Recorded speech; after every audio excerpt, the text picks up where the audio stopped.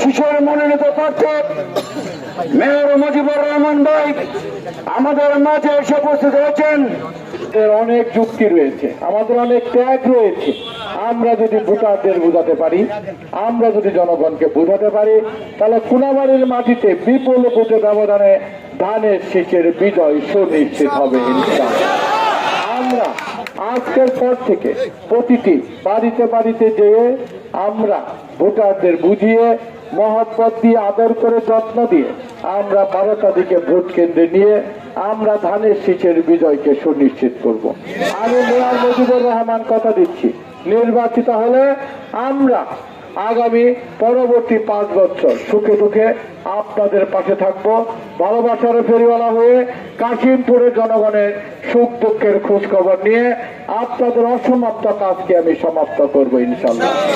আমি যে পারি তার প্রমাণ কালিয়াপুর পৌরসভার মেয়র থেকে 20 বছরের অধিক কাল ওই চেয়ারে আমাকে জনগণ দেখেছে, শত শত কোটি টাকার উন্নয়ন তার প্রমাণ বহন করে। বন্ধুরা আমার, একটাবার আপনারা আমাকে সুযোগ দিন, আপনাদের সেবা করার সুযোগ দিন, ধানের শীষে ভোট দিন।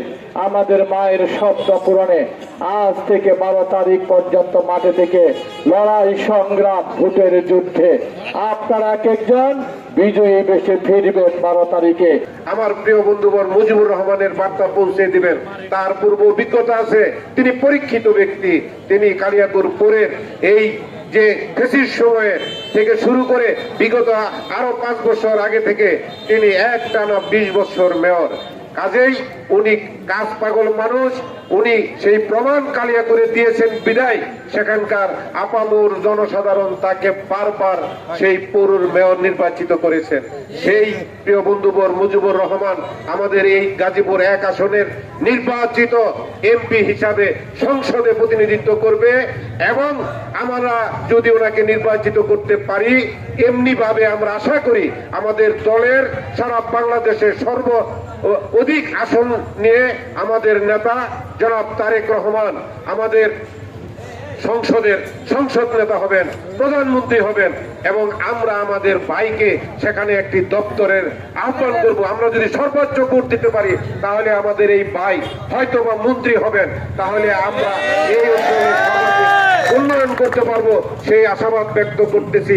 12 তারিখ পর্যন্ত আপনারা প্রতিটি বাড়ি বাড়ি মহল্লায় মহল্লায় এবং এই রাস্তাঘাটে দোকানপাটে ব্যবসায়ীদেরকে নিয়ে আমার ভাইয়ের জন্য ধানের শীষের জন্য ভোট চাবেন।